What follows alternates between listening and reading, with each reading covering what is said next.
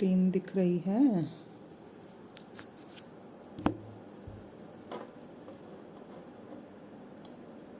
Okay, तो ये वाली थी कि टाइप्स ऑफ आरसीटी बताया था मैंने विद रेफरेंस टू ब्लाइंडिंग। हमेशा ये ध्यान रखना, इसलिए गड़बड़ होती है ये कि भाई टाइप्स हैं, क्लासिफिकेशन है। जब भी क्लासिफिकेशन की बात होएगी, किस आधार पे क्लासीफाई हो रहा है, ये हमेशा ध्यान रखना। रिसर्च के अंदर ये बहुत बड़ा पंगा होता है। जिंदगी भर एक दिमाग में हमें लगता है यार इसी टाइप की होती है, अरे ये तो नीचे देखो विद रेफरेंस टू ब्लाइंडिंग, इस वजह से मैंने बोला। ठीक है, तो अगर वो रेफरेंस के अकॉर्डिंग बोल रहे हैं तो ये 3 टाइप की होती हैं। अगर रेफरेंस के अकॉर्डिंग नहीं बोल रहे, कोई और टाइप से बोल रहे हैं, तो उसका और टाइप बन सकता है। ठीक है, तो जो मैं सोच रही थी कि तुम्हें मैं बता दूं, एक सेकेंड को, इसमें होगी जो एक जगह मुझे मिला स्लाइड, तो कहीं से मिली मुझे वो उसमें उन्होंने आरसीटी का टाइप बता रखा है। आरसीटी का टाइप बताया उन्होंने 4 टाइप की: clinical trials, preventive trials, risk factor trials and evolution of health services. तो ये आरसीटी का टाइप जो था, randomise control trial, clinical trial एक टाइप, दूसरा preventive trials, risk factor trials और एवोल्यूशन ऑफ हेल्थ सर्विसेज। अपने इसमें से कुछ पढ़ने वाले हैं नहीं, अपने सिर्फ क्लिनिकल ट्रायल पढ़ चुके हैं वो आरसीटी वाले, इसलिए मैंने तुमको नहीं दिया। पर ये भी टाइप हो सकता है, तुमको लिखने के लिए बता दिया मैंने। ठीक है, तो इसलिए मैं तुमको ये उतना डिटेल में नहीं बताया था, पर ये बात थी कि भाई किस टाइप के अकॉर्डिंग है। तो ये टाइप तुम लिखाओगे चलेगा, लेकिन ये लिख के आना विद रेफरेंस इसके अकॉर्डिंग, मतलब कि टू ब्लाइंडिंग, नहीं तो ये गड़बड़ है, आधी अधूरी नॉलेज गड़बड़ कर देगी।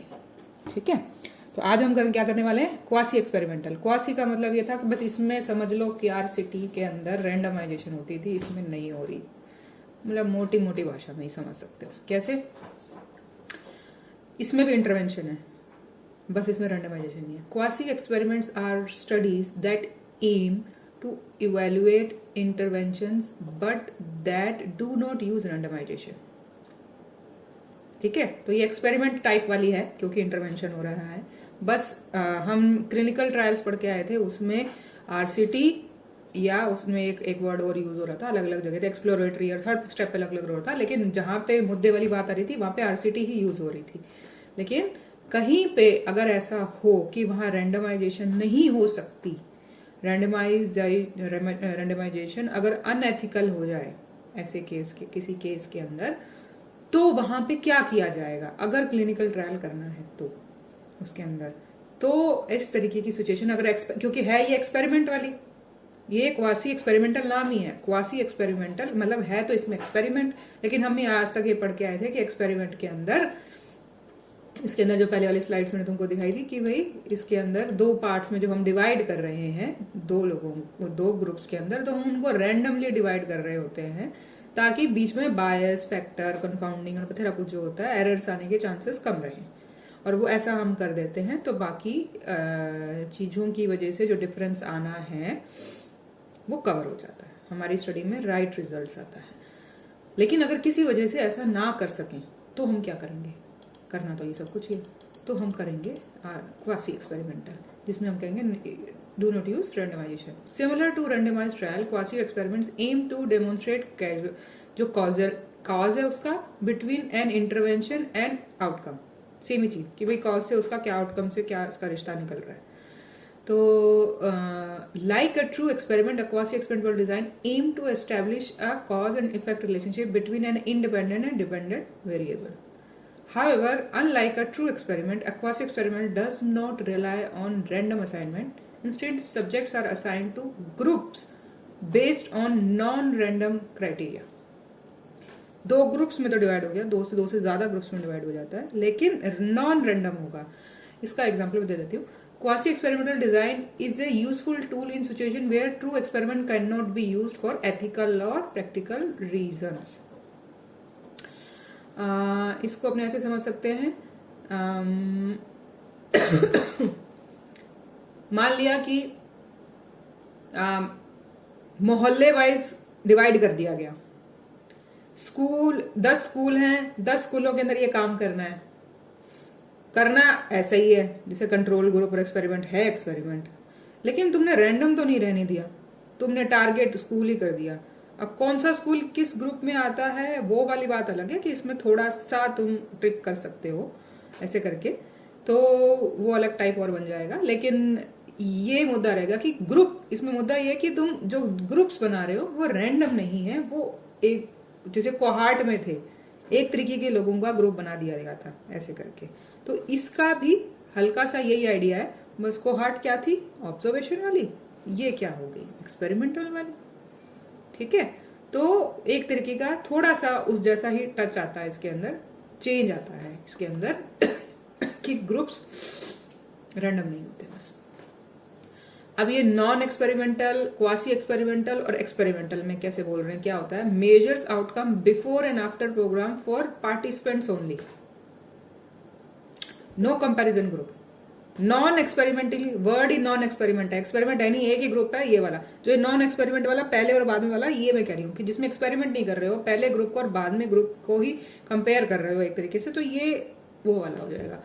क्वासी में क्या कर रहे हो, major outcome for programme participants and non participants without random assignment. अभी 2 ग्रुप बन गए हैं सीधे सीधे कि भाई ये 2 ग्रुप सीधे सीधे थे, मतलब जो पहले जिस चीज का डिसाइड किया था उसी ग्रुप का बाद में एग्जामिन हुआ, पहले किसका डिसाइन हुआ था उसी का बाद में एग्जाम हुआ। लेकिन इन दोनों में चल क्या रहा है, कंपैरिजन तो बन ही रहा है, कंट्रोल तो आ ही रहा है। ठीक है, तभी तो एक्सपेरिमेंट वर्ड यूज हो रहा है। अगर इसमें कंट्रोल ही ना हो, अगर एक को दिया और एक को नहीं दिया जाए, इंटरवेंशन वाली टाइप है ना, तो होगा तो इसमें यही, बस फर्क इतना होगा। एक्सपेरिमेंट वाले में क्या कर रहे थे कि एक ग्रुप था 1000 लोगों का, उसमें से कोई भी इधर या कोई भी उधर जा सकता था, बस इसमें यही होता है। तो आरसीटी में क्या कर रहे हैं, रैंडमाइजेशन होती है पार्टिसिपेंट्स की टू ट्रीटमेंट और control group, measures outcome for both groups, explicit comparison group. तो इसमें भी कंपैरिजन ग्रुप, इसमें भी कंपैरिजन ग्रुप, इसमें बस इतना फर्क है कि major outcome for programme participants and non participants without random assignment. Participants नहीं भी है, 2 इन्होंने ग्रुप ये बना दिया नॉन पार्टिसिपेंट्स वाला एक तरीके का, उस पर भी स्टडी कर रहे हैं।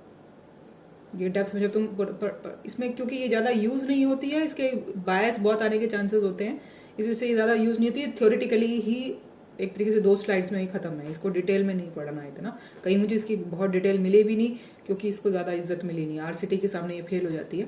और फिर जो कहता है कि करनी है तो वही करो, वरना कोई ऑब्जर्वेटरी वाली ही कर लो, ये क्यों करनी है ऐसे करके। तो मुझे इसकी डिटेल्स भी नहीं मिली, तो ये 2-3 स्लाइड्स ही मिली हैं इसकी। किसी और किताब में थोड़ा बहुत मटेरियल मिल जाए तो मिल जाए इसके अंदर। तो इतना ही पूछा है, किसी शॉर्ट टर्म ने पूछेगा तो ये बता रहे हैं इसके अंदर। ठीक है, तो अब जैसे एक वर्ड था इंटरवेंशन वाला, तो ये उसमें से निकाला मेरा, ये तुमको बाद में बताऊंगी इसके अंदर। अभी तक हम वर्ड जो यूज करे थे एक्सपेरिमेंट वाली, उसको एक इंटरवेंशन वर्ड भी यूज करते हैं उस स्टडी का नाम, तो उसका मतलब उसको ऐसे पढ़ लो, उसी के अंदर एडिशन है कि एक्सपेरिमेंट वाले को इंटरवेंशन वाले को सेम ही वर्ड यूज करते हैं। दोनों में क्या होता है, कंट्रोल क्लिनिकल ट्रायल्स होते हैं या कम्युनिटी ट्रायल्स होते हैं, जैसे कम्युनिटी ट्रायल्स को अपने ये बोल रहे हैं इसके अंदर फील्ड ट्रायल्स बोलते हैं, या तो हम 2 तरीके के पढ़ चुके हैं। ये उसमें मतलब थोड़ी सी एडिशन बता रही हूँ, जो हम ऑलरेडी एक्सपेरिमेंट स्टडी का जनरल जो बताया इंट्रोडक्शन।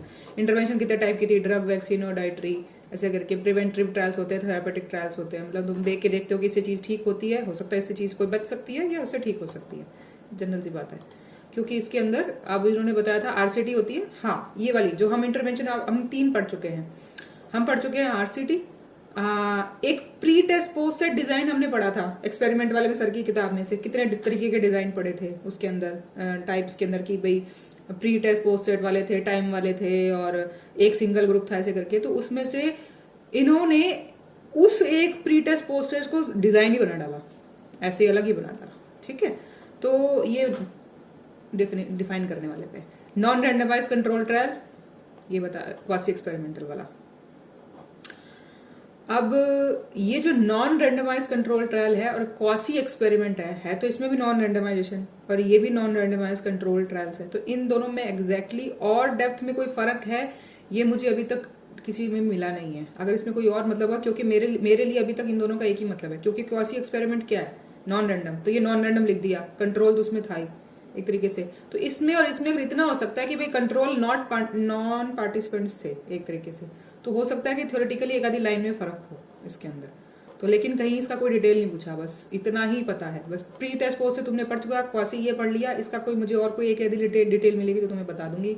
इतनी लेस ये जरूरी है। तो आरसीटी सबसे ज्यादा जरूरी थी, वो अपने ने पढ़ ली।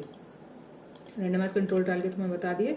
Non randomise control trial slides दे रखी है इन्होंने, तो अभी मैं तुमको बता दूंगी बस एक आधी लाइन कहाँ मिली है। Non randomise control trial, participants are assigned to different intervention arms without following a random procedure, can suggest a possible relationship between the intervention and the outcome,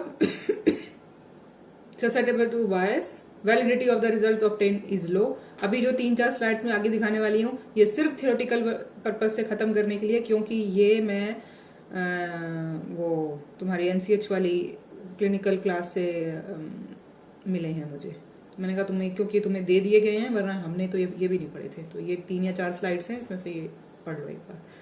हाँ, exam also called quasi experiment, देखा वहां पे उन्होंने 2-3 दे दिए, 3 में से दो नीचे वाले दोनों को सेम ही बोलते हैं। यहाँ पे उन्होंने ये लिख दिया ये करके। ये बहुत कंफ्यूजिंग है ये वर्ड्स। जब तक तुम्हारे बेसिक्स तुम्हारे दिमाग में क्लियर नहीं होंगे, तो जो तुम नई किताब उठाओगे उसके अंदर कुछ अलग ही नाम रखा होगा, पता चलेगा कि ऑलरेडी जो थी उसी का कोई दूसरा नाम था। तो वो बहुत कंफ्यूज है। अगर तुम्हारे बेसिक्स क्लियर नहीं है तो ये इस तरीके की नई से नई इन्फॉर्मेशन, नया से नया ऑथर तुम्हें कंफ्यूज करेगा। Also called quasi-experiment investigation has control over the allocated to groups. When RCT कब करते हैं? जब RCT इनफिजिबल हो जाए, लीगल या पॉलिटिकल ऑब्स्टेकल्स आ जाए, या रैंडम वाले क्वेश्चन हो जाए। सेम ही बात को उन्होंने इतने एक, क्योंकि जो पहले वाली तुमको स्लाइड्स दिखाई थी वो किसी और स्पीकर ने बोली हुई थी, ये किसी और स्पीकर ने बोली है। 2 अलग स्पीकर्स ने सेम टॉपिक को एक अलग नाम से लिख दिया। सोचो, उसने लिख दिया क्वासी एक्सपेरिमेंट, स्टडी डिजाइन कुछ पढ़ा रहे थे, और इन्होंने कोई और चीज पढ़ा रहे थे, उसमें ये कोई पार्ट आया तो उन्होंने इस नाम से ये बीच में डाल दिया। तो ये तुमको मैंने पहले बताया, इस सब्जेक्ट के साथ ये लोचा है कि इसके अंदर सेम कंफ्यूज करने वाली चीजें मिलती हैं। अगर तुम धीरे धीरे उस चीज को, बेसिक्स को क्लियर करो, यार ये बात तो ऐसे थी तो ये कैसी नहीं होगी डिफरेंट, तो तुमको बहुत ध्यान से ये चीज याद रखनी पड़ेगी। ठीक है। Ethical way effects of malnutrition, we can assign subjects into intolerable diet and is potentially harmful। अरे मतलब उसमें कुछ नहीं है। या एथिकली ये जैसे कि एग्जांपल दे दिया कि भाई माल न्यूट्रिशन वाले बच्चे हैं, ethical way affects the malnutrition, we can assign subjects to it intolerable diet, he is potentially harmful। मतलब इन्होंने सेंटेंस भी नहीं लिखना ढंग से लिखा इसके अंदर। इसका मतलब ये था कि इन्होंने, जैसे कि हम कहते हैं कि कैंसर पेशेंट्स हैं, टर्मिनल इल है, उसको तुम एक्सपेरिमेंट वाले में डालो, एक को तो मेडिसिन दो और दूसरे को ना दो, दूसरा तो मर जाएगा बिना दवाई के, कैंसर से ही मर रहा है वो, तो कितना अनएथिकल है एक तरीके से। तो तुम उसको ऐसे नहीं डाल सकते। तो उसका करना क्या होगा इस तरीके से कि भाई एथिकल इश्यूज खड़े हो जाते हैं, तो उन लोगों को ऐसी कोई स्टडी का डिज़ाइन बना के और फिर सिचुएशन में दिया जाता है कि उनको मेडिसिन दी जाए, या फिर कुछ और तरीके का इंटरवेंशन दिया जाए, प्लेसिबो पे ना डाला जाए ऐसे करके। और लेकिन क्योंकि वो सारे नॉन रैंडमाइज उसको रखा जाए, ऐसे करके कैलकुलेट करके रखा जाए कि ये हाई रिस्क वाला है, और भी बहुत कुछ कैलकुलेटिंग फैक्टर हो सकते हैं। बस इतना है, क्योंकि वो उनका कोई 50-50 चांस नहीं है कि कौन इधर जाएगा कौन इधर जाएगा, कैलकुलेटेड है, पता है कि भाई इसको यहाँ भेजना है और इसको यहाँ भेजना है। तो फिर जब तुमने पहले डिसाइड ही कर लिया तो फिर वो नॉन रैंडम हो गया मामला इस तरीके से। तो एथिकल इश्यूज खड़े हो रहे होते हैं, वहां की बात है। एक ये टाइप और मिला, intervention studies without concurrent controls. ये एक ही स्लाइड है, 4-4 लाइनें है बस, क्योंकि अगर कोई नाम पूछ ले कभी शॉर्ट नोट में तो वो बात है। When a new intervention, example a new drug becomes available, a group of persons is assigned to receive it and compare the outcome in a similar group of persons followed up in the past without this treatment। historical controls, जब तुमको मैंने types पढ़ा रहे थे उसके अंदर एक historical वाला रिसर्च टाइप बताई थी मैंने तुमको उसके अंदर अपने, क्योंकि इतनी ज़्यादा होती नहीं है तो उसका डेप्थ में जाने की जरूरत नहीं है, होती है मतलब अपने कर नहीं रहे हैं। ज़्यादातर क्या हो रहा है कि भाई उसके अंदर हम क्लिनिकल ट्रायल्स की तरफ ज़्यादा पुश कर रहे हैं, तो ज़्यादा एमडीज में और ज़्यादातर लोगों में यही हो रहा है। डॉक्यूमेंट्स कोई इतना खोल नहीं रहा, बिल्कुल नहीं खोल रहा है, 1-2% लोग तो फिर भी खोल रहे हैं। तो ये जो हिस्टोरिकल है इसमें क्या किया कि एक नई ड्रग मिला, पता चली, जैसे अगर अवेलेबल होगी तो कुछ 10-15 लोग असाइन किए जाते हैं कि तुम जो इसका आउटकम आ रहा है, person is assign to receive it and compare the outcome in a similar group of person followed up in the past without this treatment. अगर वैसा सा कुछ पुराने डेटा से निकालने की कोशिश करते हैं, कंपेयर करने की कोशिश करते हैं उसको, कि उससे कुछ मिलता है क्या, जो आज नई ड्रग आई है इससे, इस जैसा जो ये जो चीजों को ठीक कर रही है, क्या ये ठीक करने वाली जो चीजें हैं ये पास्ट में किसी और चीज से ठीक हुई थी या कैसी चीज से ठीक हुई थी, उनका कंपैरिजन, ऐसे समथिंग। तो वो उनका रिसर्च क्वेश्चन बताएगा। पर इतना जरूर है कि कुछ नया मिला और उसका जो रिजल्ट आया उस रिजल्ट का कंपैरिजन किया जा रहा है पीछे से। Liable to the high risk of bias, कितना मतलब बायस कितना आएगा, क्योंकि ये डिपेंड करता है कि सिवियरिटी ऑफ द डिजीज कितनी है, आज वाली कितनी सिवियर है और ये नई ड्रग उससे कितना ठीक कर रही है, और पहले जो डेटा था, ये पहले वाली जो थी वो कितनी सिवियर थी, सिवियरिटी ऑफ डिजीज के हिसाब से फर्क आ गया ना। Other factors in the two groups, आज के और वहां के ग्रुप्स में कितना फर्क हो गया। Draw improvement over time in the available supportive care, हाँ कि भाई उस टाइम मैनेजमेंट तो नहीं मिली, आज वाला मैनेजमेंट वाला भी मिल सकता है, खाना ये खाओ ये करो, तो मैनेजमेंट उसको सपोर्टिव केयर मिल गई ना, तो उससे और बेटर रिजल्ट हो सकता है। सिर्फ यही थोड़ा ना कि नई ड्रग ने ही इसको इम्प्रूव किया, सपोर्टिव केयर भी उसको इम्प्रूव कर सकती है, तो इससे तुम पुराने वाली चीज से कंपेयर कैसे करोगे। पर ये समथिंग होती है। एक जो नया था बिफोर टेस्ट, प्री टेस्ट और पोस्ट सेट, ये सेम ही है, क्लिक कर लो और पढ़ लेना, सेम ही चीज है जो हम पहले पढ़ चुके हैं, टाइम लगाने की जरूरत नहीं है। तो उसके बाद है हाँ फैक्टोरियल स्टडी डिजाइन। इसमें क्या बोल रहे हैं, to know the efficacy of 2 or more interventions for a particular disease condition. ये मैंने एक आधी मुझे किताब में कहीं मिली है, वरना मैंने भी कभी ये नहीं पढ़ी थी। इन्होंने एनसीएच वालों ने डाल दी एक स्लाइड, तो मैंने कहा तुमको दिखा दूं कि ये तुमको दिखाई है, क्वेश्चन ही ना पूछ लें। To know the efficacy of 2 intervention for a particular disease condition. मान लिया कोविड आ गया और एफिकेसी पता करनी थी 2 इंटरवेंशंस की for a particular disease condition, तो उन्होंने क्या किया, efficacy of each drug and also the combination of 2। एक मेडिसिन दी, उससे ठीक हुआ कि नहीं, फिर दूसरी मेडिसिन दी, उससे ठीक हुआ कि नहीं, दोनों को कंबाइन करके दे दिया तो ठीक हुआ कि नहीं। तो इस तरीके की स्टडी होती है इसके अंदर। कंपैरिजन ऑफ ईच इंटरवेंशन मिलेगा कैसे क्या इससे फायदा क्या मिलता है कि जो दोनों चीजें दी विद द कंट्रोल ग्रुप, किसी एक को देनी है किसी को नहीं देनी, या दोनों का, जैसे क्योंकि अभी तक हम क्या पढ़ रहे थे कि एक को दे रहे थे एक को नहीं दे रहे थे, या 2 अलग अलग ग्रुप्स को 2 अलग अलग दे रहे थे। तो मे बी इसके अंदर ये हो सकता है कि भाई to know the efficacy of 2 or more intervention for a particular disease condition, शायद एक ही पर्सन को दोनों इंटरवेंशंस मिल रही हैं। आगे बढ़ते हैं इसके अंदर। Comparison of 2 interventions with each other, ठीक है, and investigation of possible interactions between the 2 treatment, दोनों भी हो सकती है। दोनों का कंपैरिजन किया कंट्रोल ग्रुप के साथ में, बिल्कुल, और फिर दोनों का आपस में कंपैरिजन किया कि एक ही पर्सन जब पहले मेडिसिन ली और उसके बाद दूसरी वाली दी, दोनों में से क्या बेटर मिला। Investigation is possible interactions between the 2 treatment, ठीक है, दोनों का साथ में या इंटरेक्शन, जैसे जब एक खत्म कर दी या दूसरी स्टार्ट करी तो वो वाला पीरियड, या दोनों का जो कॉम्बिनेशन है उस टाइम कैसा इन्वेस्टिगेशन मिल जाती है। Allow the study of 2 intervention in the same trial without unduly increasing the required number of participants. Exactly, ठीक है, कि तुमने 50 इधर रखे थे, 50 इधर रखे थे, और अभी तक हम क्या पढ़ रहे थे कि 50 एक मेडिसिन इसको देनी है और एक मेडिसिन इसको देनी है, दोनों को कंपेयर करना है, ये एक तरीका है। या फिर एक को देनी और एक को नहीं देनी। और इसमें क्या है कि वो जो एक है इसी को एक मेडिसिन देनी है और कुछ वक्त बाद दूसरी देनी है, और एक कंट्रोल ग्रुप रखा हुआ है, उसमें ये तीसरी मेडिसिन भी दे सकते हैं या नहीं भी दे सकते हैं, लेकिन एक कंट्रोल ग्रुप है क्योंकि ये एक्सपेरिमेंट के अंदर डाली हुई है।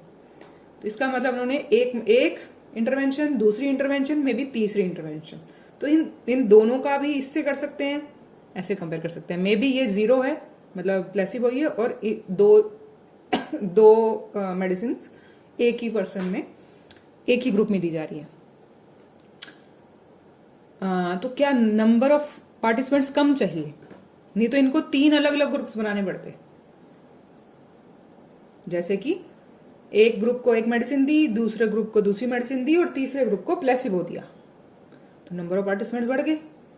वे 50 50 50 150 चाहिए होते, अब इन्होंने 100 के अंदर ही निपटा दिया काम।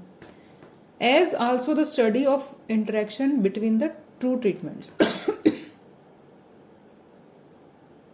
इसमें कोई उससे नहीं बात बोली, नई बात नहीं बोली, ठीक है। एग्जाम्पल कैसे है, also card 2x2 design, we want to understand action of any new drug in migraine. जैसे एग्जाम्पल दिया, factors can be doses, okay, low dose और हाई डोज, या जेंडर मेल और फीमेल, ये अपने काम आ सकती है। शायद इसी वजह से इनको दी, अभी तक इस पे कुछ हुआ नहीं है, वरना अपने क्लिनिक में भी हम यही करते हैं ना कि 30 से देते रहे जी, और 30 से एक टाइम निकाला 2 महीने 3 महीने, उसके बाद जब 200 दी तो उससे वो बढ़िया हो गया, तो 200 का और 30 से कंपैरिजन हो सकता है, बजाय जिसको नहीं दी, ऐसे करके। तो ये वहां काम आ सकती है, वरना ना तो मुझे इसका कोई एग्जाम्पल मिला, ना मुझे किसी बुक में मिली, मैं भी कहीं से ढूंढ के लाई हमको देने के लिए।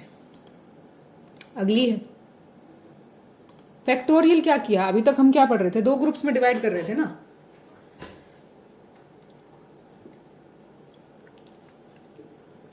एक्सपेरिमेंट में हम सीख के क्या आए थे, ये एक्सपेरिमेंट के अंदर ही पढ़ रहे हैं, अपने एक्सपेरिमेंट वाली ही पढ़ रहे हैं। इसे पीछे वाली क्या पढ़ी, प्री टेस्ट पोस्ट सेट, उससे पहले वाली पढ़ी हमने intervention studies without concurrent control, उस पर हिस्टोरिकल जो पढ़ी वो पढ़ी, नॉन रैंडम वाली पढ़ी, और उससे पहले जो हम कल पढ़ के आए थे वो थी आरसीटी।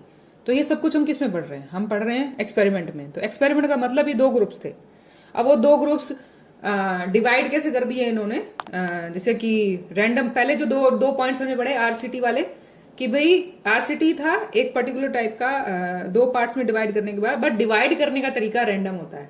और दूसरी हमने पढ़ी क्वासी वाली, डिवाइड करने का तरीका नॉन रैंडम होता है, ये वाला, ठीक है। तो पहला टाइप उन्होंने पार्टिसिपेंट्स को बांटने पे, कैसे बांटे गए हैं उसके आधार पे एक्सपेरिमेंट को 2 पार्ट्स बनाए, ठीक है। तो ठीक है, ये समझ आया ना, मैं नहीं तो लिख के बता देती। फिर इन्होंने एक नया टाइप बताया, जिसमें इन्होंने बताया कि ग्रुप्स, एक ग्रुप का जो, जैसे कि हम हिस्टोरिकल वाले का ये बताया कि भाई जो उससे ठीक हुआ, एक मेडिसिन देने से जो वो ठीक हुआ है, उसका कंपैरिजन किया जा रहा है, लेकिन वो आज लोग नहीं अवेलेबल, वो है पास्ट डेटा।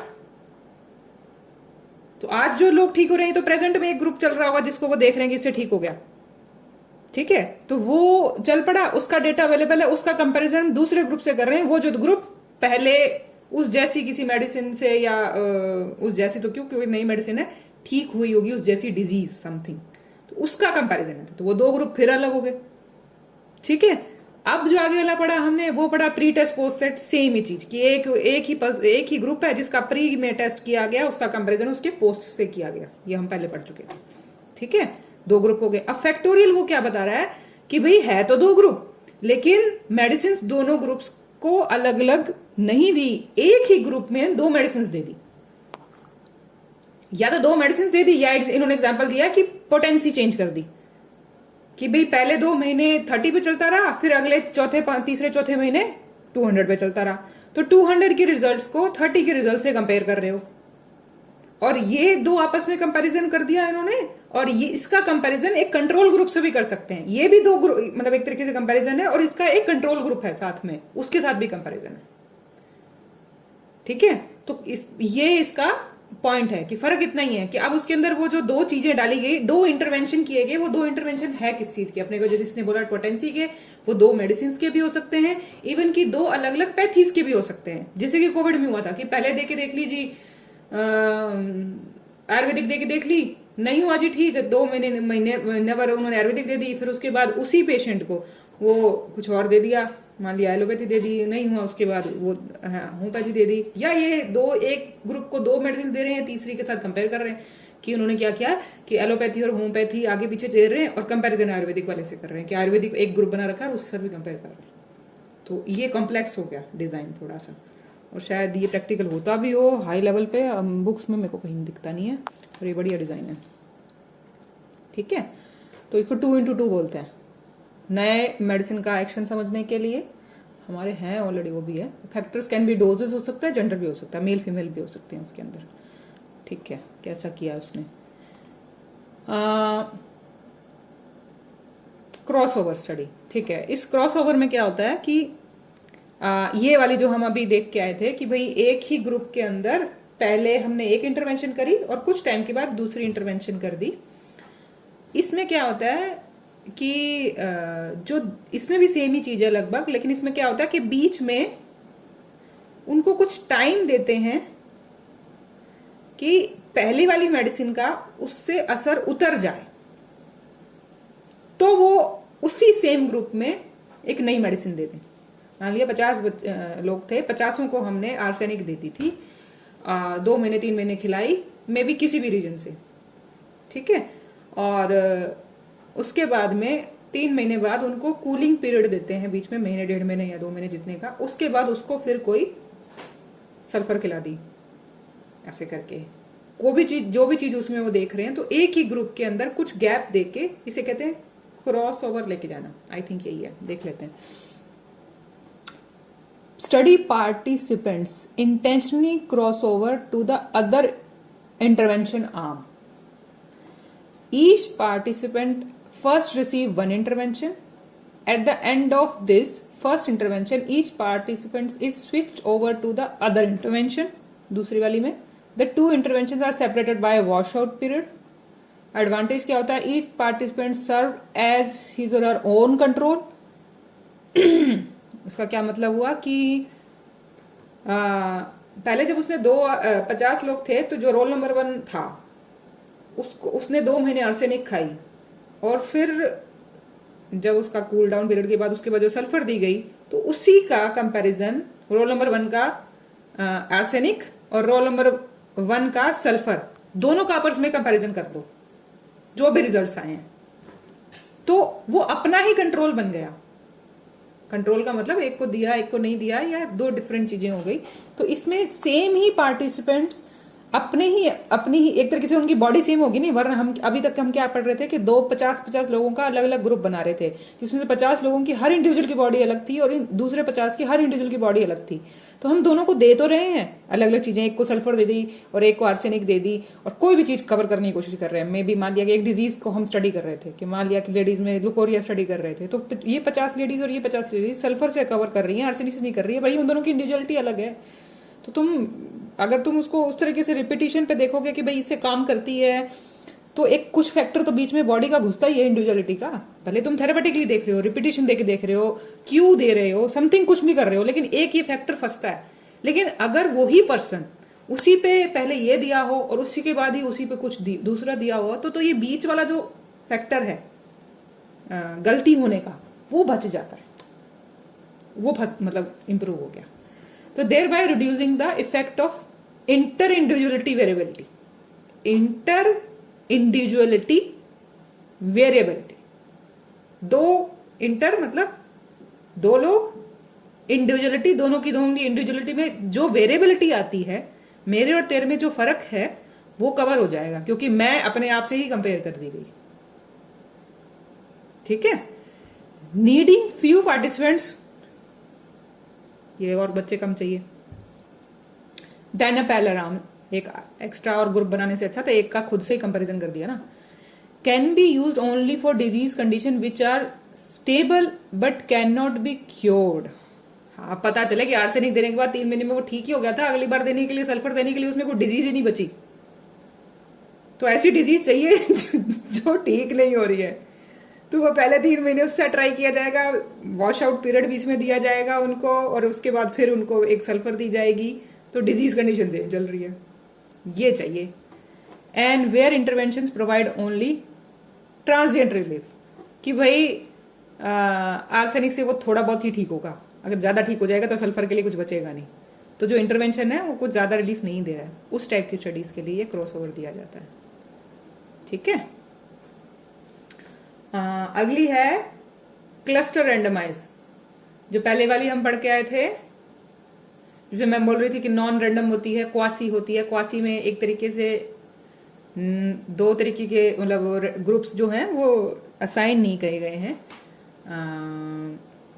नॉन रेंडमली किए गए हैं। इसमें भी ऑलमोस्ट सेम सा है। इसमें इन्होंने क्या किया है, क्लस्टर्स बना दिए हैं। क्लस्टर मतलब group. An intervention can not be easily administrated to individuals but can be applied to groups. अगर कोई इंटरवेंशन, जैसे कि स्टडी है एक तरीके की कि भाई सारे स्कूल के बच्चों को एनीमिया होता है, तो सारे स्कूल के बच्चों को एनीमिया होता है तो उनको फेरमफॉस दे रहे हैं जी। 10 साल तक के बच्चे हैं, 5वीं तक के बच्चे हैं, उनको सबको फेरमफॉस खिला दिया एनीमिया वाले। तो एक तरीके का ग्रुप बना डाला उन्होंने, क्लस्टर बना डाला। हाँ, नीचे एग्जाम्पल भी जिन्होंने दे रखा है, स्कूल्स, क्लिनिक, जियोग्राफिक लोकेशन, किसी आधार पे उसको इकट्ठा कर लिया और उस टाइप की कोई स्टडी करी गई है, और इंडिविजुअल को देने वाली वो स्टडी नहीं थी। ये जो स्टडी टाइप्स होते हैं वो आपका जब तक क्वेश्चन वैसा नहीं है ना, तब तक तुम्हें उस स्टडी टाइप की जरूरत नहीं है। बस जानकारी होनी चाहिए कान में कि यार सही जो मेरा क्वेश्चन है इसमें कुछ ऐसा स्टडी टाइप अवेलेबल है। The trial can be done by assigning clusters some logical groups of participants to receive और नॉट रिसीव द इंटरवेंशन। 2 जगह बांट दो। नीड और somewhat large sample size then individual randomise. थोड़ा सा बड़ा सैंपल साइज इसमें चाहिए होता है, जितना कि इंडिविजुअल हम आरसीटी करते हैं लोगों की, उससे बड़ा चाहिए होता है। And the use of special statistical tools for, इसका एनालिसिस करने के लिए भी अलग ही स्टैटिस्टिक्स लगानी पड़ती है। और प्री एग्जिस्टिंग ग्रुप्स और clusters are randomly allocated. Okay, ठीक है। इसमें यह है कि बस ये क्लस्टर्स हैं, ये रैंडमली असाइन कर दिए गए हैं। हमारे क्वासी वाली में रैंडमली असाइन नहीं थे तो वो भी ग्रुप। ये फर्क है उससे, काम लगभग एक जैसा ही हो रहा है। ठीक है, तो ये cluster random, crossover, factorial, pre test process, intervention study without concurrent, या हिस्टोरिकली याद रख लो इसको, कंट्रोल, या नॉन रैंडम, या क्वासी कंट्रोल, या बोला उसको क्वासी एक्सपेरिमेंट। ये लगभग जितने हमने करे हैं ये, या उससे पहले करी थी हमने आरसीटी, ये सारे थे एक्सपेरिमेंटल के। तो लगभग हमने एक्सपेरिमेंट के जितने भी मुझे छोटे मोटे भी अवेलेबल थे तुमको मैंने सारे करवा दिए। अभी कोई कंफ्यूजन है तो बताओ, नहीं तो आगे चलते हैं। कुछ मतलब जो कि एक बार कान में गया है, पर मोटा मोटा जब इसका तुम वो देखोगे दोबारा बैठ के पढ़ोगे तो इतना मुश्किल सा नहीं है। ध्यान से तुमको बस पॉइंट्स डिफरेंट हुआ कहाँ जाके, उसके शुरू में ही डिफरेंट कर दिया गया, मतलब जिसे कहते हैं कि बांटने में डिफरेंट हो गया, या उसको एग्जीक्यूट करने में डिफरेंट हो गया, मतलब कहीं तो डिफरेंस आया होगा ना उस चीज का। तो उस तरीके से इसमें डिफरेंस आता है। ठीक है, देख लो अभी 2 मिनट सोचो कि क्या समझ नहीं आया, फिर मैं आगे बढ़ूं।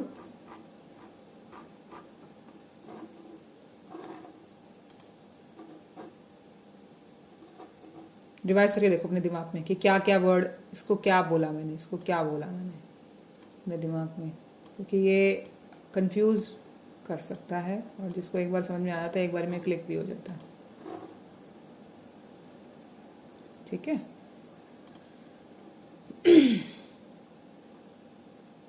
चलो फिर अगर इतना ही चलता है तो एक और कंप्लीट कर देती हूँ।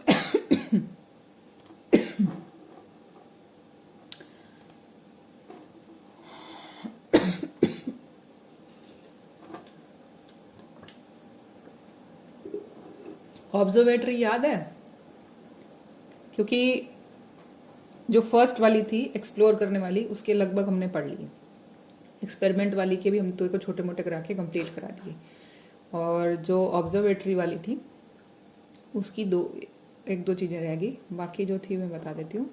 उसमें थी, अपने ने पढ़ी थी ऑब्जर्वेटरी वाली में क्या क्या पढ़ा था हमने। ऑब्जर्वेटरी में पढ़ा था, रिवाइज करा देती हूँ तुमको मैं, कि ऑब्जर्वेटरी वाले में था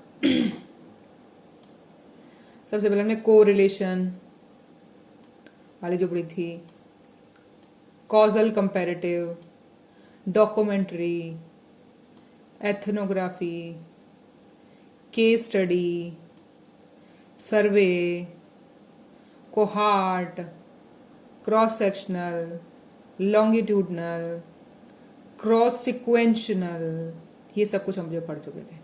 अभी जो उसमें मेरे को और मिली इसी से लेक्चर से ही मिली, तुम्हारे वेबिनार से 3 और मिली, case control, case series, case report, ये तीनों करके ऑलमोस्ट अपना स्टडी डिज़ाइन ख़त्म है।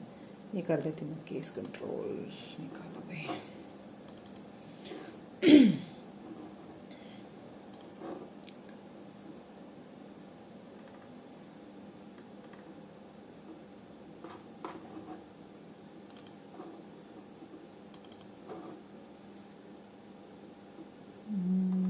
मुझे बता देना जब स्क्रीन दिखने लग जाए तुम्हें।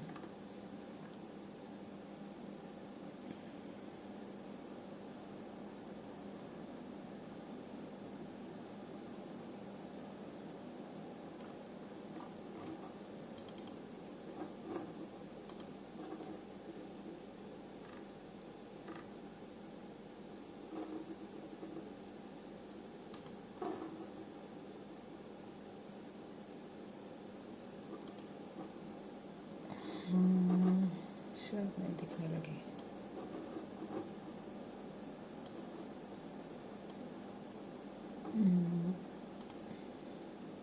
अब देखिए शायद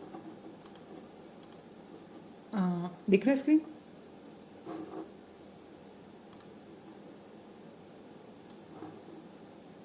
ओके ठीक है, तो आज हम करने वाले हैं केस स्टडी, ये वाली।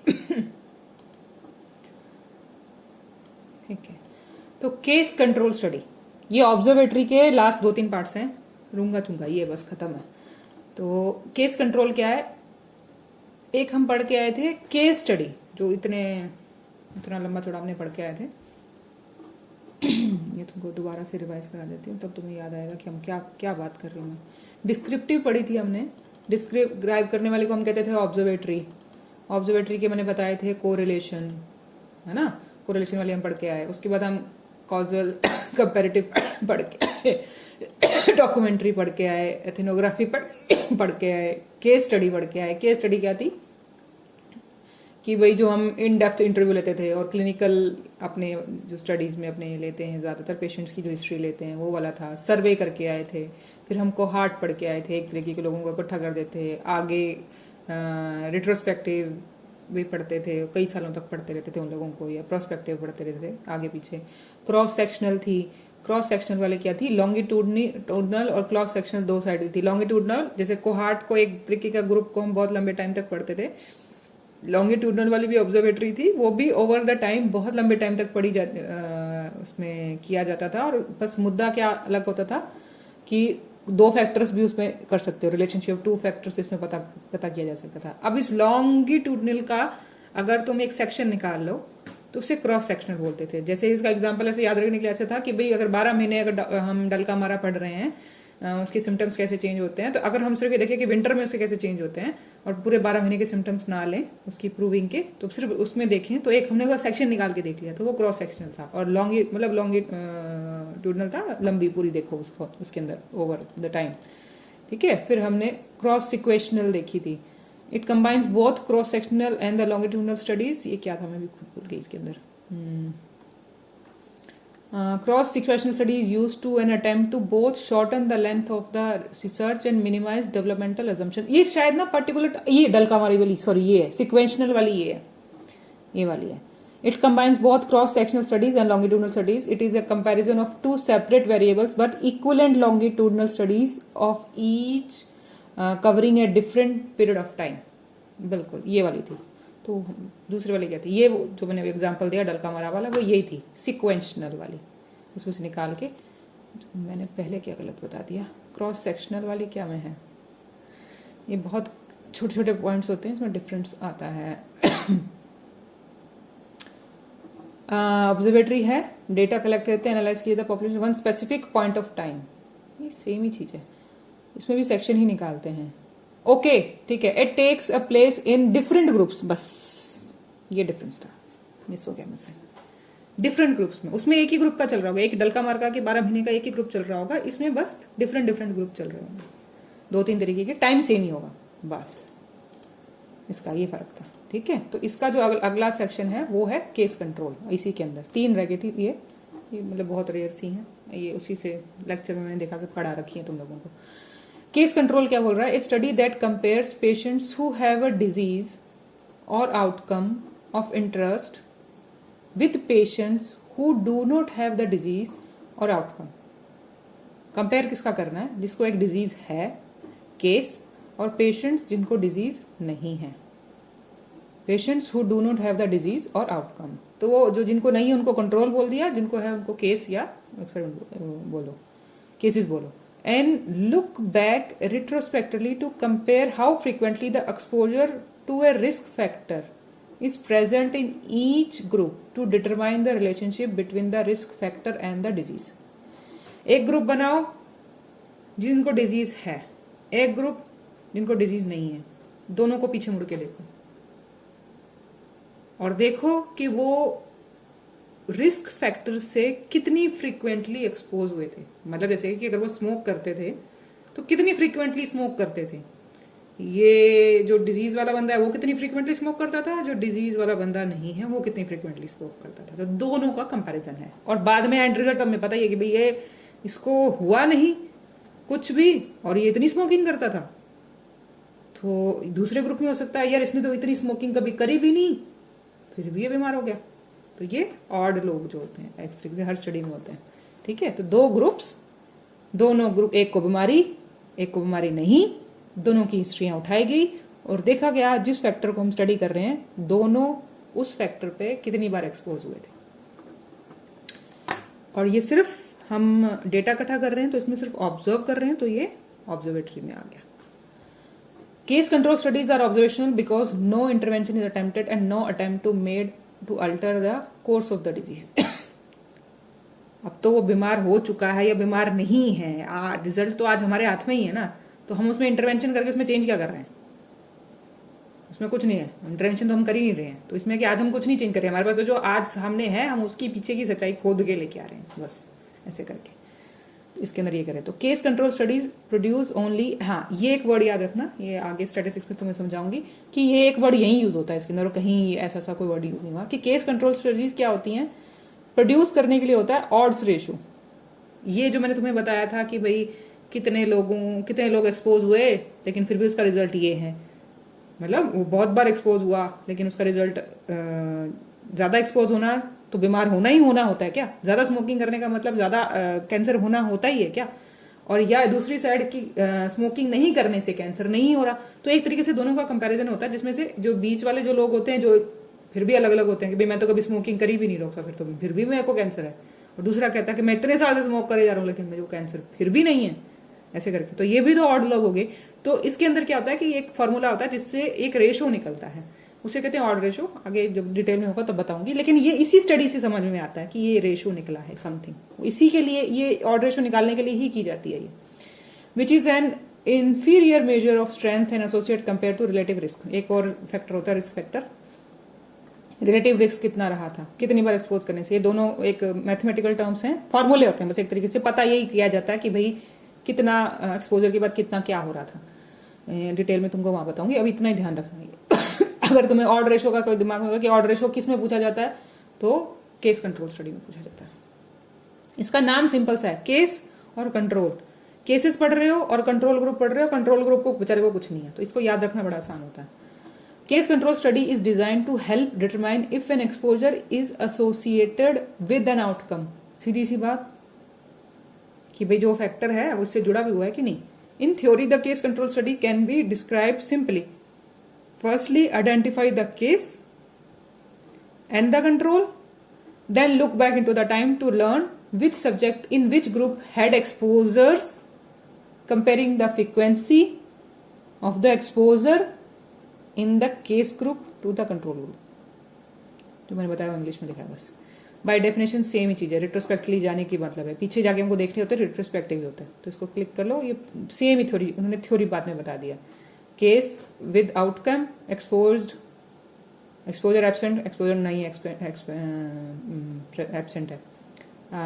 कंट्रोल जिसको फिर भी कुछ हो गया और किसको कुछ नहीं हुआ। ठीक है, ये जो मैंने बात बताई उसी का एक डायग्रामेटिक रूप है। तो इसमें क्या किया गया कि भाई कैंसर पेशेंट्स थे, उनकी हिस्ट्री ली गई, पता चला यहाँ पे एक जिनको नहीं था उनकी हिस्ट्री ली गई और देखा गया, और दोनों को कंपेयर किया गया और कंक्लूजन देखा गया। तो जो हिस्ट्री में देखा क्या जाता है, रिस्क फैक्टर। ठीक है, तो वो देखा जाता है इसके अंदर। एडवांटेज और डिसएडवांटेजेस क्या है इनके? Low cost, shorter duration, due to events have already occurred, कुछ छेड़फाड़ नहीं करनी, कागजी देखने हैं। यूजफुल इन अनकॉमन और long latency diseases where it is not possible to wait the development of an event. कुछ हो, पता चले, आगे तक नहीं वेट करना ना, पिछला ही सारा खोद के लाना। It is possible to study several exposure factors, एक साथ कई फैक्टर्स देख सकते हो, कि सिर्फ एक साथ स्मोकिंग नहीं देख रही। अब तुम इतने लोगों को स्टडी कर रहे हो तो तुम उससे सवाल जाके पूछोगे तुमने कितनी बार स्मोकिंग करी। अब तुमने 2 ग्रुप्स बना लिए थे, एक बीमार था और एक नहीं था, एक को कैंसर था एक को नहीं था। हम तुम दोनों की हिस्ट्रियां खोदने लगे तो तुम सिर्फ एक ही फैक्टर नहीं पढ़ सकते हो। मतलब इतनी मेहनत सिर्फ एक फैक्टर, सिर्फ ये पूछने के लिए कि तुमने कब कब स्मोकिंग करी थी।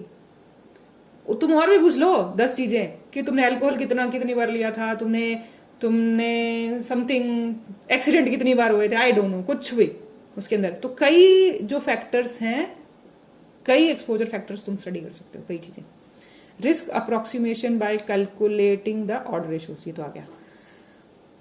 डिसएडवांटेज क्या है? Magnitude of association can be affected by the characteristics of those selected for the control group. Magnitude पे फर्क है ना, कि जो जैसे कि एक बंदा ये बोले कि कंट्रोल ग्रुप वाला ही बोले कि मैं स्मोकिंग करता था 4 सिगरेट डेली। दूसरा ये बोले कि मैं भी जो कंट्रोल ग्रुप वाला वो बोले कि मैं करता था लेकिन 2 सिगरेट। तो ये जो कंपैरिजन गड़बड़ हो जाता है उसके अंदर, कि उसको मैथमेटिकली समझाना मुश्किल हो जाता है। कि उन्होंने इंटरवेंशन गिन तो ली, फ्रीक्वेंसी तो गिन ली कि महीने की इसने 10 बार स्मोकिंग करी, इसने भी महीने की 10 बार स्मोकिंग करी, लेकिन 10 में इसने करी हर रोज 4, तो 40 हो गई गिनती की। ये वाली 20 ही रहेगी। है तो ये फ्रीक्वेंसी काउंट कर रहे तो 10 ही 10 है, लेकिन नंबर, उसका मात्रा, जो अमाउंट कंपेयर करना होता है ना, वो गड़बड़ हो जाता है। मतलब कुछ चीजें ऐसी होती है, मैग्नीट्यूड में फर्क आ जाता है, तो उसमें फर्क आता है। Based on previously recorded information, 10 susceptible to memory और रजिस्टर बायस, कागजों में जो लिखा है उसी को विश्वास करना पड़ता है कि भाई इसने ऐसा बोला था, इसने ऐसा बोला था, समथिंग वो वाला। Does not make it possible to determine the incidence due to the method use for creating the samples. Okay, does not make it possible to determine the incidence due to the method used for creating the samples। अरे ये तो complicated है, छोड़ो एक बार आगे चलते हैं। They require proper control groups, ठीक है, which are often hard to obtain। मतलब एक तरीके से जो 2 ग्रुप्स तुम डिसाइड करते हो ना, उसका डिसीजन लेने के लिए जो तुम मतलब कहते कि ये लोग इसमें डाले जाएंगे, और जिन लोगों को डिजीज नहीं है वो तो तुम कोई भी उठा लो। ये 50 लोग जिनको डिजीज थी, तुमने वो डिसाइड कर लिया कि 50 लोग हैं। जिन लोगों को डिजीज नहीं है वो 50 लोग कौन से?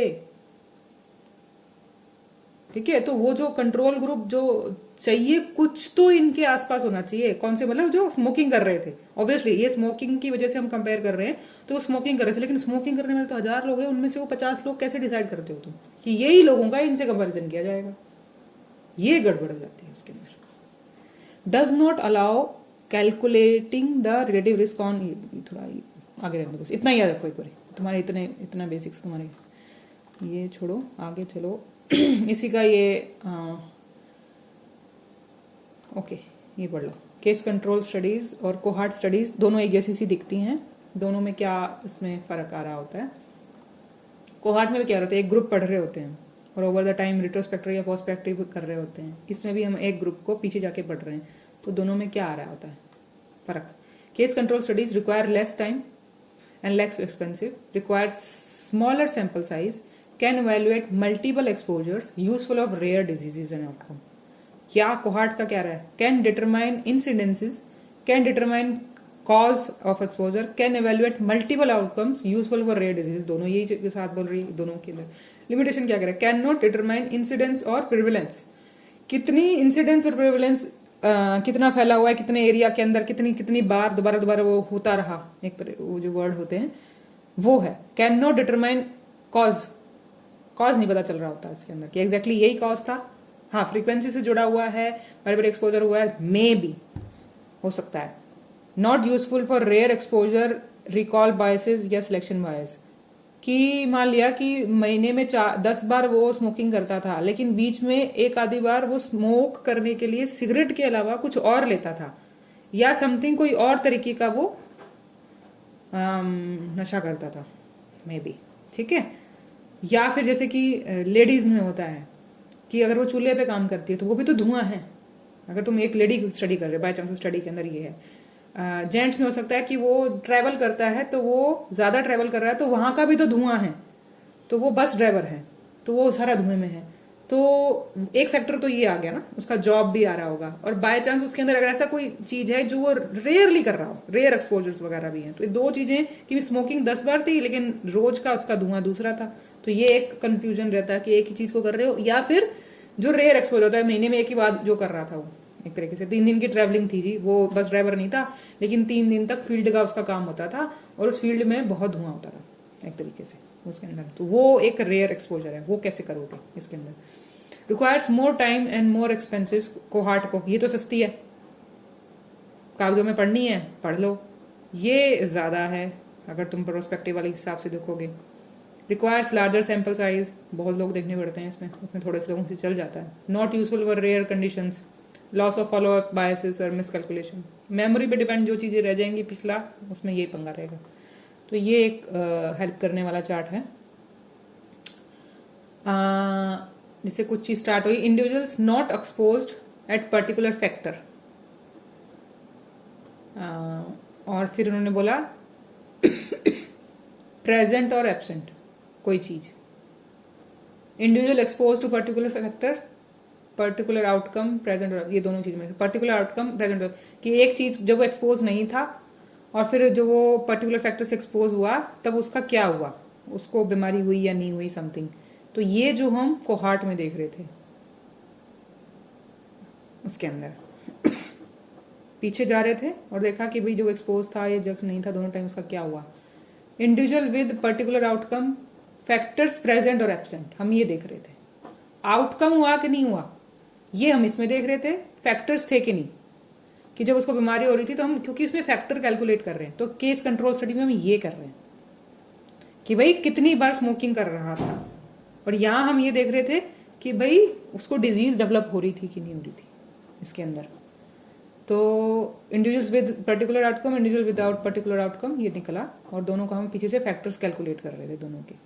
और फिर क्रॉस सेक्शनल में individuals examine at a single point, किसी भी टाइम में जाके उसका सेक्शन निकाल के उसको स्टडी कर रहे हैं। ठीक है, ये थोड़ी सी क्लियरिटी, क्योंकि जब तक कंपैरिजन, और भी तुम नेट पे देखना किसका किससे साथ जो स्टडी तुम्हें कंफ्यूज कर रही हो ना कि यार ये समझ नहीं आ रही, उसका किसी और से कंपैरिजन, कोई ना कोई डिफरेंशिएशन में कुछ मिल जाएगा, वो तुम्हें बेटर याद रखने में हेल्प करेगा ऐसे करके। ठीक है, तो आई थिंक इतना ही है। केस कंट्रोल ओके, यही दे रखा है, एक ही चीज़ है, ये सेम ही चीज़ है। तो ये हुआ केस कंट्रोल, अभी 2 चीज़ें रहेगी, बस ये कंप्लीट ही कर दूँ मैं, कागजों में ही है इसका। ठीक है, तो ये है केस सीरीज। केस सीरीज जो हम कर रहे हैं, this kind of study is based on reports of A series of cases of a special condition, a series of treated cases with no specifically allocated control groups। अच्छा, specify नहीं किया गया कि भाई एक तरीके के 10 केस ग्लूटेल एलर्जी के इकट्ठे कर लिए। These represents the numerator of disease occurrence and should not be used to eliminate risk। इसको छोड़ो लाइन को। In an attempt to make such series more impressive, clinicians may calculate proportional disturbances which consist simply of percentage of the total number of cases that belong to a specific category of age, sex, ethnic groups or other characteristics। These numbers are not rates because the denominator still okay, ये थोड़ा statistical term है, इतना याद रखो ऊपर वाला कि case series क्या थी, कि एक तरीके के केसेस को तुम इकट्ठा कर लेते हो, उनकी सीरीज एक के बाद एक ऐसे करके जो ठीक हो चुके हैं। This kind of study is based on reports of A series of cases, reports उनकी रिपोर्ट्स चाहिए ठीक हुई हुई की, ऑफ ए स्पेशल कंडीशन और a series of treated cases with no specified allocated control group नहीं है, उसमें एक ही तरीके के लोगों को तुम 10 तरीके कर रहे हो। This kind of study is based on reports of series such cases specific series of treated cases with know specifically allocated control group that represent a number. ठीक है, एक ही बात बोली है, मैं 2 बुक से उठाया था, दोनों ने सेम ही बात बोली है। द डिस्ट्रीब्यूशन ऑफ केसेस में important factor of time, place, person might produce initial supposition regarding potential causes or might lead to more detailed descriptive studies which is hypothesis or generator. For example, the initial observation of AIDS was from a case series of San Francisco. The distribution of case were almost entirely homosexual men. Okay, इसने ये बोला, क्योंकि मैंने last moment में अभी निकाल के paste किया था, मैंने पढ़ा भी नहीं था क्या चीज़ बोल रहा है। केस सीरीज में ये था कि एक तरीके के डिजीज को पकड़ लो, उसके 10 केसेस बताने हैं और 10 केसेस की रिपोर्ट्स को हम देखते हैं और उसका कुछ भी उसको प्रेजेंट करना, उसको डिपॉजिट करना, उसको दूसरे पब्लिश करना समथिंग, ठीक है। तो इस तरीके से इसमें डाल दिया उन्होंने, इकट्ठा कर लिया, क्योंकि केस सीरीज लगभग तुम उसमें देखोगे पब्लिशर्स के पास में, मतलब जो जर्नल्स होते हैं वहां पे तुम केस सीरीज देखोगे, एक पर्सन ने 10 केस दे दिए एक डिजीज के। अब वो जो तुम ग्रुप बना रहे हो वो डिजीज के हिसाब, स्पेशल कोई कंडीशन है उसके हिसाब से बना रहे हो। मान लिया कि ग्लूटल एलर्जी खींचे और ये बोल रहे हैं कि भाई मे बी तुम होमोसेक्सुअल मेंस थे, उनको एड्स हो रखा था, तो तुमने जो उसको कंपाइल करने का फैक्टर एक ये भी बना दिया, तो उसको कंपाइलेशन किसी भी तरीके से कर सकते हो। केस सीरीज कंपाइलेशन का फैक्टर कोई भी हो सकता है उसके अंदर, potential. When a series of cholera cases is reported from a particular area, cholera cases इकट्ठे करिए एक पर्टिकुलर एरिया से, initial tabulation of the cases series might lead to potential source of the epidemic, source ढूंढने लगे। उसमें से हम करते क्यों है ये कि एक तरीके के अब सारे कॉलरा केसेस निकाल दिए एक एरिया में, फिर वो उन सारे केसेस को स्टडी कर रहे थे और पीछे से पता क्या करना चाह रहे थे, स्टडी का मतलब क्या है, उसमें से कुछ निकालोगे तो भी स्टडी का मतलब है ना। तो ऑलरेडी जो लोग ठीक हो चुके हैं, 10 लोग ठीक हुए केसेस, तुम क्यों देखना चाहोगे, तुम से निकालना क्या चाहोगे, तुम्हारा क्वेश्चन क्या होगा। तो केस सीरीज में तुम ये देखना चाहोगे कि भाई इन सबके पीछे का कॉज क्या था, या ये भी हो सकता है कि यार ये मेल में या फीमेल में किसमें ज्यादा होती है, कितनी स्पीड से बढ़ती है, वो कुछ भी हो सकता है। तुम वो सीरीज क्यों देख रहे हो, वो 10 लोगों का केसेस तुम क्या देखना चाहते हो। हम ये देखते हैं यार किस पोटेंसी से ठीक हुई, कौन सी मेडिसिन से ठीक हो रही है, मे बी कुछ भी। तो उसने तुम जो केस सीरीज देख रहे हो क्वेश्चन के हिसाब से, तो क्वेश्चन के हिसाब से तुमको केस सीरीज देखनी है और उससे तुम्हारा आंसर निकालना है, ठीक है। तो उसके बाद लास्ट है अपना केस रिपोर्ट। और ये क्या लाइन है, objectives and brief reports of clinical characteristics और outcome from a group of clinical subjects. Generalization is not possible due to the bias section and representative case reports. It is a brief objective report of a clinical characteristics of outcome from a single clinical subject or event. It is the first evidence of an unexpected or unusual event, but the results are rarely generalizable. Case report किसी एक चीज का, अच्छा, brief objective report of a clinical characteristic और outcome from a single clinical subject or event. एक patient की report है, बस एक केस की है, एक पेशेंट है, एक सम इवेंट भी हो सकता है। इवेंट को कैसे बोल सकते हैं कि ब्लड कैंप लगाया और ब्लड इकट्ठा किया गया, समथिंग उस तरीके का अगर कुछ हो तो उसकी कोई रिपोर्ट निकाली है उन्होंने, समथिंग की एक इवेंट की समथिंग कुछ एक है उसके अंदर ऐसे वाला, तो उसकी सबकी ब्रीफ बनाते हैं। इट इज फर्स्ट एविडेंस और एन अनएक्सपेक्टेड और अनयूजुअल इवेंट, बट हाँ, लेकिन ये है क्यों, क्योंकि उसने कुछ जो निकला वो कुछ अनयूजुअल सा निकला। जैसे कि आज जो तुम देखोगे ये दोनों चीजें, जो केस रिपोर्ट है और केस सीरीज, इसको नाम लिख दिया इसने केस रिपोर्ट सीरीज, वरना ये वर्ड गलत है, सिर्फ इतना ही वर्ड है केस रिपोर्ट तक ही है। केस रिपोर्ट मतलब एक चीज की, एक केस की रिपोर्ट को दिखाया जाता है, एक इवेंट की रिपोर्ट को दिखाया जाता है, एक क्लिनिकल कंडीशन की रिपोर्ट को दिखाया जाता है। क्यों दिखाया जाता है, क्योंकि उससे कुछ नई इंफॉर्मेशन की समझ आई। नई इन्फॉर्मेशन की, जैसे कि बोल दिया गया कि मान लिया कहा जाता है कि बेलाडोना, एकोनाइट, ये एक्यूट मेडिसिन हैं, और बाय चांस अगर ये किसी सिफिलिटिक कंडीशन, मान लिया कि कैंसर को ठीक कर गई, तो हेडिंग्स ये बनाते हैं कि भाई ये देखो कि एक्यूट मेडिसिन जिसे हम बोल रहे थे इसका शॉर्ट ड्यूरेशन का टाइप है और ये ज़्यादा डीप एक्टिंग नहीं है, उसने इसको ठीक कर दिया, इस डिजीज को भी ठीक कर दिया। तो वो उस तरीके की जो रिपोर्ट आएगी उससे नई इन्फॉर्मेशन समझ में आती है। हमें पता है कि भाई अगर इंडिविजुअलिटी कुछ हो तो कुछ भी, कोई मेडिसिन और कोई पावर कुछ नहीं होती, लेकिन एक इन्फॉर्मेशन ये भी है, इंडिविजुअलिटी का कंसेप्ट भी है, और कंसेप्ट ये भी है कि भाई डीप एक्टिंग सिफिलिटिक अगर वो मेडिसिन नहीं है, सल्फर जैसे हम प्योर सोरिक बोलते हैं, तो सल्फर अब ये समझने लग गए हैं कि अपने कि हर मेडिसिन के में तीनों मियाज़म होते हैं, लेकिन प्रिडोमिनेंट मियाज़म कौन सा होता है, ऐसे करके कि भाई बेलाडोना या सल्फर प्रिडोमिनेंटली सोरिक है, लेकिन सिफिलिटिक केस में अगर वो सिम्टम्स मैच कर रहे हैं तो हमें देनी है। तो अगर, लेकिन वो कितनी फ्रीक्वेंटली मिलेगी तुम्हें, मतलब अगर तुम्हारे पास 100 केस हैं, 100 के 100 सल्फर के हैं, तो उन 100 के 100 केसेस जो ठीक हुए हुए सल्फर के केसेस हैं, उसमें से सोरिक केस ज्यादा थे, साइकोटिक और सिफिलिटिक कम होंगे, क्योंकि वो वैसी है प्रिडोमिनेंटली उसके अंदर। ये एक एग्जांपल तुम्हें दे रही हूँ। तो उसमें से अगर तुम्हें कुछ ऐसा मिला है, नई डिजीज ठीक हो जाए बाय चांस, कुछ रेयर जेनेटिक सिंड्रोम तुमने ठीक कर लिया किसी मेडिसिन से, तो वो कुछ नया मिला ना एक तरीके से, यार ये भी ठीक होता है, तो कभी हुआ ही नहीं। तो वो जो सिंगल यूनिक सी चीज है वो होती है केस रिपोर्ट। ठीक है, बस फिर आज के लिए फिर तुम्हें एक वर्ड और बता दूंगी, ऐसे तुमको कंप्लीट ही कर दूं। ये हम सब कुछ क्या पढ़ रहे थे, बस 2 मिनट का रह गया, जो ऑलमोस्ट हमने कंप्लीट कर लिया है, वो हम जो करके आए हैं वो हम करके आए हैं स्टडी डिज़ाइन। ठीक है, स्टडी डिज़ाइन की कहानी मैंने बिना डेफिनेशंस के शुरू कर दी थी, क्योंकि मैं चाहती थी कि तुम बात समझो, ना कि तुम डेफिनेशन समझो। तो इस वजह से मैंने तुमको बिना डेफिनेशंस के ही ये बताना शुरू कर दिया था कि हम स्टडी डिज़ाइन कर रहे हैं। एक सेकेंड तुम्हें तो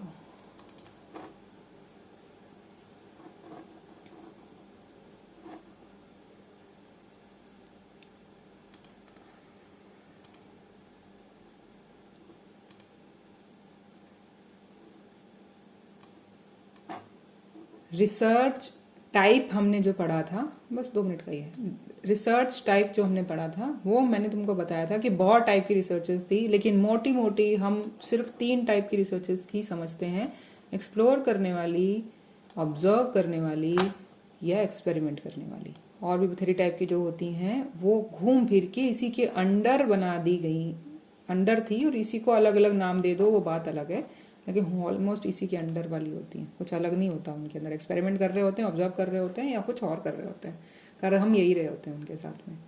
ठीक है, तो उसके अंदर उन जो वो 3 मेन पॉइंट्स थे, एक्सप्लोर करना, ऑब्जर्व करना, या एक्सपेरिमेंट करना, ये मेन को बोलते थे टाइप। और उसके बाद हमने जितनी भी पढ़ी, जो आज मैं देखो तुमको सब गिनवा दी, ऑब्जर्वेटरी वाली और ये वाली, उसके अलावा जो हमने जितनी पढ़ी हैं वो थे उनके स्टडी डिज़ाइन। मतलब हम एक्सपेरिमेंट वाली जो कर रहे थे, एक्सपेरिमेंटर के अंदर जो हमने पढ़े RCT, नॉन RCT और जितने भी हमने पढ़ी, वो जो आगे के जितने पोर्शंस थे वो थे डिज़ाइन। हेडिंग थी एक्सपेरिमेंट, तो एक्सपेरिमेंट वाले को बोलते हैं, जो वर्ड है उसको बोलते हैं रिसर्च टाइप। आगे जितने हमने वो पढ़े उसके सेक्शंस, उसे बोलते हैं रिसर्च या स्टडी डिजाइन। बस ठीक है, तो ये प्रैक्टिकल आंसर ही है। डेफिनेशन में तुम देख लो, दो स्लाइड्स हैं, खत्म करेंगे टॉपिक, फिर दोनों आगे अगली बार आगे बढ़ेंगे।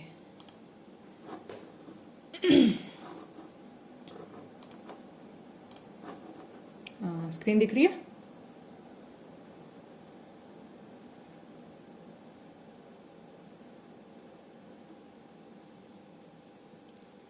ठीक है, आई थिंक दिख रही है तुमको।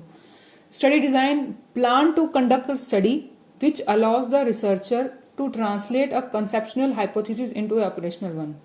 इसीलिए मैंने तुमको पहले नहीं पढ़ाया था। ओके, जितना बस 2 मिनट का रह गया, मैं रिवाइज दोबारा करवा दूंगी, ये लास्ट ही है, ये 2 स्लाइड्स हैं।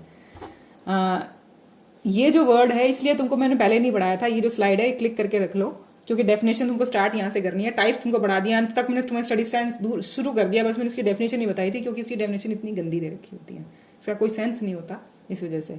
तो ये तुम पहले भी पढ़ते तो समझ नहीं आती, अब अंत में पढ़ो तो भी समझ में आए। तो ये डेफिनेशन होती ही ऐसी हैं इसकी। तो डेफिनेशन लिखने के लिए तुमको दे दिया है कि बस ये खत्म हो ये टॉपिक ऐसे करके। तो ये क्या है, बस वो जो तुम क्वेश्चन लेके चले हो उसके लिए तुम हाइपोथेसिस लेके चले हो, हाइपोथेसिस आगे आएगी। उसको अचीव करने के लिए कि तुम करना क्या चाहते हो, उसके लिए एक डिजाइन तैयार किया जाता है। हमने यही किया, एक हम रिसर्च क्वेश्चन लेके चले थे, उस रिसर्च क्वेश्चन को करने के लिए अभी पहले सोचा था कि ये एक्सप्लोर करने वाला होगा इसके अंदर, या एक्सपेरिमेंट करने वाली होगी, या ये किस टाइप की रिसर्च होगी जो मैं क्वेश्चन सोच के चली हूँ। अब उस टाइप की रिसर्च होगी तो उस टाइप की रिसर्च को करने के लिए किस टाइप का स्टडी डिजाइन मुझे चाहिए होगा, क्योंकि इतने सारे तुमको पढ़ाई, तुमको आरसीटी चाहिए होगी, या तुमको ऑब्जर्व करने वाले कोरिलेशन वाली चाहिए होगी, या तुमको उधर वाली जो हमने एक्सप्लोर करने वाले में पढ़ के आए थे फोकस ग्रुप, या सेकेंडरी रिसर्च, कौन सी वाली चाहिए होगी। तो तुम्हारा रिसर्च क्वेश्चन डिसाइड करता है कि तुमको किस टाइप की आगे स्टडी डिजाइन चाहिए होगा। इस सिंपल सी बात को इसने इस गंदी सी डेफिनेशन में लिखा हुआ है, तो एक क्लिक करके रख लो बस, ठीक है। और ये तीनों मैं तुमको ये ग्राफ तुम्हें पहले भी बताए थे, ये तीनों क्लासिफिकेशन ये गंदे से हैं, पर एक ही ग्रुप में क्या कहते हैं उसे, एक ही जो एनसीएच का सेक्शन उसमें हुआ था, उसमें तीन अलग अलग स्पीकर्स ने इस टॉपिक के बारे में थोड़ा थोड़ा बताया था, किसी ने पूरा बताया, किसी ने कम बताया, और तीनों ने अलग अलग क्लासिफिकेशन चार्ट दिया है। तो ये चार्ट क्लिक कर लो, इसको कैसे डिफ्रेंशिएट किया इसने ऐसे करके, ठीक है। तो एक ऑथर ने, एक स्पीकर ने इसको ऐसे ऐसे बना दिया, दूसरे ऑथर ने इसको ऐसे बना दिया। तो मैं इसीलिए ये तुमको सब कुछ कवर करा दूं मैं इसके अंदर, ठीक है। तो ये क्लिक कर लो, इसके अंदर दूसरे ऑथर ने इसको ऐसा बना दिया। अब किसी भी बात को कहीं से भी उठा लो, उसका क्या मतलब बनता है तुमको सब पता होगा इसके अंदर। कहीं से किसी मर्जी तरीके से किसी मर्जी क्लासिफिकेशन को लिख के तुम लिख देना, ठीक है। बस ये दो, एक और होगा आई थिंक, हाँ ये रहा, एक और था बस ये वाला, बस हो गया स्टडी डिजाइन कंप्लीट। ये और क्लिक कर लो तीनों। तो ये इसको अब इसने बोला था एक्सपेरिमेंट डिजाइन, ऑब्जर्वेटरी डिजाइन, उसने आके इसको आरसीटी में डाला, नॉन आरसीटी में डाला, इसको किस तरीके से डिफ्रेंशिएट कर लिया। ये एक ही सेम ही चीज कि एक ही लेक्चर हो रहा है, उसमें तीन अलग अलग लोग बात कर रहे हैं और तीनों अलग अलग चार्ट दे रहे हैं। ये जो कंफ्यूजन आएगा, इसी से बचने के लिए तुम्हें मैंने पहले ही सब कुछ उठपटांग तरीके से बता दिया कि भैया कहीं से कुछ भी निकाल सकते हो। तो ये देखो, अब इसने इसको ऐसे डिफ्रेंशिएट कर दिया कि भाई मैं तो इसको डिस्क्रिप्टिव और एनालिटिकल में डालूंगी, और ऑब्जर्वेटरी वालों को ऐसे बना दूंगी, इंटरवेंशन वालों को डालूंगी। अगर लॉजिकली तुम सोचो तो भाई हमने तो ऑब्जर्वेटरी वाली और इंटरवेंशन वाली तो एक्सपेरिमेंटल वाली भी थी, लेकिन इसने हेडिंग एनालिटिकल ले लिया, तो एनालिटिकल के अंदर ये डाल दिया ऐसे करके।